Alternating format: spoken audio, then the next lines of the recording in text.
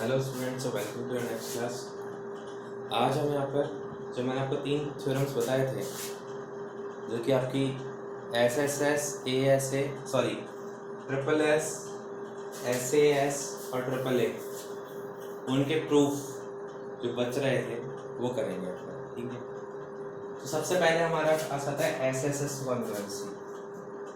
तो उसके हिसाब से पहले फिगर बनाएंगे अपन।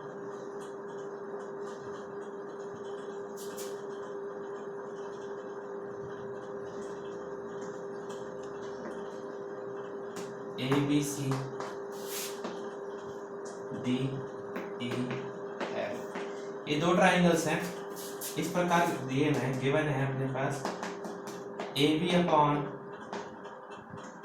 DE is equals to BC upon AF is equals to AC upon DF। मतलब इसका ratio upon this side upon this side upon this and this side upon this, इन तीनों का रेशियो क्या है? इक्वल गिवन है।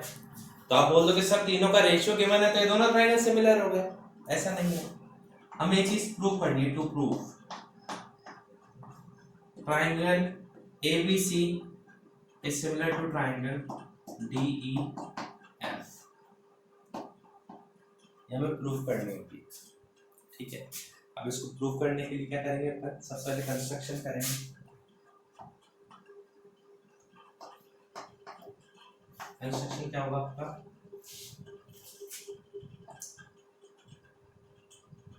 आपको PQ बनाना है। ड्रॉ PQ such that, यहाँ पर P और Q बनाना है such that DP is equals to AB and DQ is equals to AC। ये हमें कंस्ट्रक्शन करना है इस तरीके से, ठीक है। मतलब ये साइड और ये साइड बराबर हो, ये साइड और ये साइड बराबर हो, ठीक है। तो चलते हैं अब आगे, प्रूफ करना स्टार्ट करते हैं। मुझे पता है जगह कम पड़ेगी, लेकिन मेहनत करेंगे किसी तरह।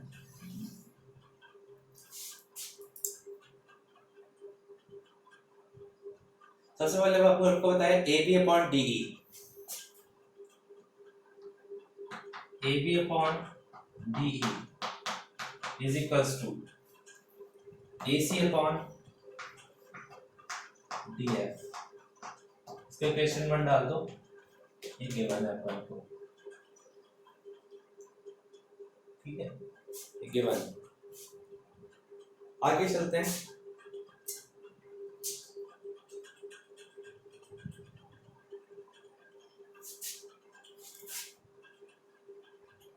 DE upon DP, DP upon DE is equals to DQ upon DF by construction। इसमें इक्वेशन 1 बाद में डाल दें, कोई दिक्कत नहीं है। आप देखिए, इसका और इस साइड का रेशियो बराबर गिवन था, और हमने AB और DP को बराबर बनाया है, तो इसके अकॉर्डिंग AB को मैं DP से रिप्लेस कर सकता हूँ और AC को DQ से रिप्लेस कर सकता हूँ। अगर आपको कोई भी स्टेप समझ में नहीं आ रहा, पॉज कीजिए और पीछे जाइए, क्योंकि ये समझना बहुत जरूरी है, ठीक है। यहाँ पर हो गया। अब क्या होता है, एक थ्योरम होता है हमारे पास क्या है? Ratio of upper part and ratio of whole line is equal to ratio of upper part and ratio of whole line. जब भी ऐसा केस आता है तो हम कह सकते हैं PQ is parallel to EF by converse of BPT। अब बोलोगे sir what is BPT? BPT एक थ्योरम है जो आपके बेसिकली आपके कोर्स से हटा दिया गया है, लेकिन हमारी तो मजबूरी है, क्योंकि एक क्वेश्चन करना है तो हमें BPT लिखना पड़ेगा। ये थ्योरम क्या कहता है? अगर एक दो ट्राइंगल ऐसे हैं, ठीक है, और उनकी साइड्स का रेशियो बराबर है, तो जो लाइन बना रही है ना उनको, वो पैरेलल होगी एक दूसरे के, मतलब पी क्यू पैरेलल होगी ई एफ के, ठीक है। Therefore triangle DPQ is similar to triangle DEF.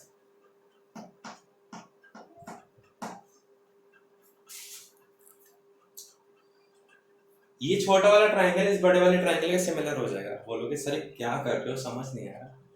ये तो सिंपल सी बात है बच्चों, ये दोनों लाइंस पैरेलल है, तो ये वाला एंगल और ये वाला एंगल क्या हो जाएंगे, कॉरस्पॉन्डिंग एंगल्स। ये वाला एंगल दोनों में क्या है, कॉमन, तो डबल ए से दोनों क्या हो जाएंगे, ट्राइंगल्स। डबल ए से दोनों ट्राइंगल सिमिलर हो जाएंगे, लेकिन आपको ये चीज शो करने की जरूरत नहीं है, ठीक है। ये चीज आपको शो करने की बिल्कुल भी जरूरत नहीं है। तो एक बार अपन रिपीट कर लेते हैं, अपन ने क्या किया है, अपन ने पहले इस साइड का रेशियो और इस साइड का रेशियो इक्वल रखा है, ठीक है। इस साइड का रेशियो और इस साइड का रेशियो इक्वल रखा है, जो कि हमें पहले से ही गिवन था, ठीक है। उसके बाद हमने क्या किया है, ए बी को रिप्लेस कर दिया किससे, डीपी से, क्योंकि ए बी और डी की अपन ने बराबर बनाई थी, बराबर बना दी। तो ये जो रेशियो आया, इसके कारण ये साइड इस लाइन के पैरेलल हो गई। आपको याद रखना पड़ेगा by converse of BPT theorem, basic proportionality theorem, ऐसे कॉन्वर्स के कारण ये पैरेलल हुई है। पैरेलल होने के कारण दोनों ट्राइंगल्स क्या हो गए, अपने सिमिलर हो गए। क्लियर है, आगे चलते हैं आराम आराम से। ये पोर्शन क्लियर है, इसको एक पार्ट में डिवाइड कर दो। डिवाइड करने का मतलब आपको लाइन नहीं खींचनी, आपको इतना ध्यान रखना है कि ये क्वेश्चन यहां तक आप एक पार्ट में समझो। एक तरीके से अगर रटते भी हो तो एक पार्ट में रटो, अगर पूरा एक साथ करोगे तो आपको कंफ्यूजन हो जाएगा। 6 नंबर का क्वेश्चन आया तो 6 में से यहाँ पर आपके 3 नंबर तो पक्के हो गए, मजाक नहीं कर रहा, 3 नंबर पक्के हो गए, 3 नंबर पक्के कर लो, फिर आगे चलो, फिर आगे चलते हैं। अब अपन ने प्रूव कर दिया सिमिलर इन दोनों ट्राइंगल को, ठीक है। तो मैं कह सकता हूं dp upon de, dp upon de so is equals to dq upon df।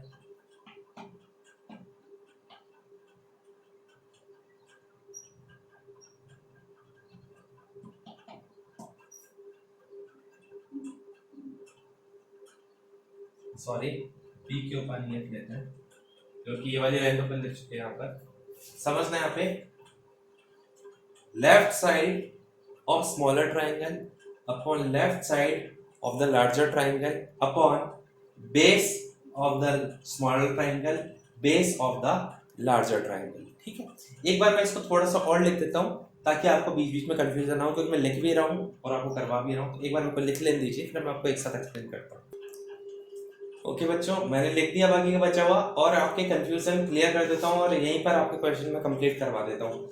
देखिए ऐसा है, dp अपॉन de, क्योंकि दोनों ट्राइंगल सिमिलर थे, तो dp अपॉन de और pq अपॉन ef को मैंने इक्वल रेशियो में ले लिया। हमें पता है दो ट्राइंगल सिमिलर होते हैं तो कोई सी भी दो साइड्स या फिर तीन साइड्स अपन इक्वल रेशियो में लिख सकते हैं। तो ये चीज तो आपको रखनी पड़ेगी कि एक तो आपको लेफ्ट हैंड साइड लेनी है और एक बेस लेना है। आप राइट हैंड साइड भी ले सकते हो, लेकिन बेस इंक्लूड करना जरूरी है आपको, ठीक है। ले लिया भाई। अब हमें पता है dp जो है हमने ab के इक्वल बनाया था, तो dp की जगह ab आ गया, ठीक है। और स्टार्टिंग में हमने एक लाइन लिखी थी ab upon de is equals to bc upon ef, ठीक है। तो अपन को बताया ab upon de is equals to bc upon ef, अपन ने गिवन में लिखा हुआ ये चीज, आप देख लेना, ठीक है। तो वहां से उठाइए मैंने ये चीज। तो अपन ने पहले तो क्या किया, ध्यान से सुनो, dp को रिप्लेस किया ab से, उसके बाद ab अपॉन d इसकी वैल्यू क्या है bc अपॉन ef। तो फर्स्ट इक्वेशन इसको नाम दे दो, सेकंड इक्वेशन इसको नाम दे दो। आप यहां पर देखेंगे कि ab अपॉन d की वैल्यू क्या है, फ्रॉम फर्स्ट एंड सेकंड, तो from first and second ab upon d की वैल्यू क्या है, pq upon ef is equals to bc upon ef। EF से EF कैंसिल हो गया, तो मैं लिख सकता हूं that PQ is equals to BC। PQ किसके बराबर हो गया? BC के बराबर हो गया, ठीक है। तो अपन कह सकते हैं क्योंकि AB DB के बराबर बनाया था अपन ने, DB के बराबर, BC PQ के बराबर अभी अपन ने प्रूव कर दिया, एंड AC किसके बराबर है? DQ के बराबर बनाया था अपन ने। So triangle ABC is congruent to triangle DPQ by SSS। इसको इक्वेशन दे दो थर्ड, ठीक है। इसको फर्स्ट डाल देता हूं, इसको सेकंड, इसको थर्ड, इसको फोर्थ, यहाँ पे सेकंड और थर्ड लिख देता हूं, ठीक है। अब यहाँ पे बहुत ही कॉमन सी चीज है, देखो ऐसा है DPQ और DF, ये छोटा ट्राइंगल इस बड़े ट्राइंगल के सिमिलर है, और ये दोनों छोटे ट्राइंगल आपस में कॉन्ग्रुएंट है, मतलब ये ट्राइंगल इस बड़े वाले ट्राइंगल के सिमिलर भी होगा। From first and fourth triangle ABC is similar to triangle DEF। बात खत्म। आई नो स्टूडेंट्स, आपको थोड़ा सा कंफ्यूजन हो रहा है। पहली चीज तो मुझे पता है कि BPT तक है ना, यहाँ तक जहाँ पे मैंने लाइन खींची है, ये तो हर कोई बच्चा कर जाएगा। इन नीचे वाली 2-3 लाइनें कंफ्यूज करती है, तो इन कंफ्यूजन को मैं बहुत इजीली क्लियर करता हूँ। वो क्लैरिफिकेशन क्या है, ध्यान से सुनिए। ये इंटेलिजेंट बच्चों को यही डिफर करता है एक नॉर्मल स्टूडेंट से, ठीक है। यहीं पर आपके 94 से 100 तक का सफर तय होता है इन 5-6 लाइन्स में। अगर ये क्वेश्चन आता है तो देखिए क्या है इस क्वेश्चन में। अपन ने दोनों ट्रायंगल को सिमिलर किया, तो एक तो LHS इसकी लेफ्ट हैंड साइड और ये पूरी अपन ने ले ली, इन दोनों का रेशियो और इन दोनों का रेशियो ले लिया। इस रेशियो में लेते हैं बस ये ध्यान रखना है कि इसका बेस लेना ही लेना है। तो पहली लाइन तो यहां से आगे कोई दिक्कत नहीं है। फिर हमें पता है DP और AB बराबर थे, तो DP को AB से रिप्लेस कर दिया। इसके अलावा कोई भी रिप्लेसमेंट आप कर भी नहीं सकते, सिंपल सा है। इसके अलावा कोई रिप्लेसमेंट आप कर भी नहीं सकते। After that AB upon D की वैल्यू BC अपॉन EF की वैल्यू के बराबर भी है, तो आप एक बार तो PQ अपॉन EF ले लेंगे और BC अपॉन EF ले लेंगे। तो आप बोलोगे सर आपने BC अपॉन EF ही क्यों लिया? वहां पर एक और था बेटा, जिसमें EF आ रहा है ना वो वाला इसलिए लेना है क्योंकि EF से EF कट जाएगा, तो आपको याद करने में और आसानी हो जाएगी। फर्स्ट वाला का गिवन है ना, गिवन में 3 लिखे हुए हैं, तो उस चीज का स्क्रीनशॉट पहले ले लेना आप समझने के लिए, फिर उसको पहले लिखते चलना, ठीक है, ताकि वो कंफ्यूजन ना हो। लिखते चलना इसको साथ के साथ। ये हो गया।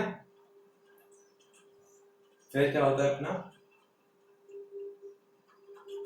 ओके, EF से EF कट गया। बेसिकली हमने किसी तरह ये प्रूव कर दिया कि ये साइड इसके बराबर है। तो बेटा इस ट्रायंगल की ये साइड और ये साइड तो मैंने बराबर बनाई थी, ये साइड इसके बराबर बनाई थी और ये साइड इसके बराबर प्रूव हो गई। तो ये दोनों ट्रायंगल कैसे हो जाएंगे? कॉन्ग्रुएंट, मतलब बराबर हो जाएंगे एक दूसरे के।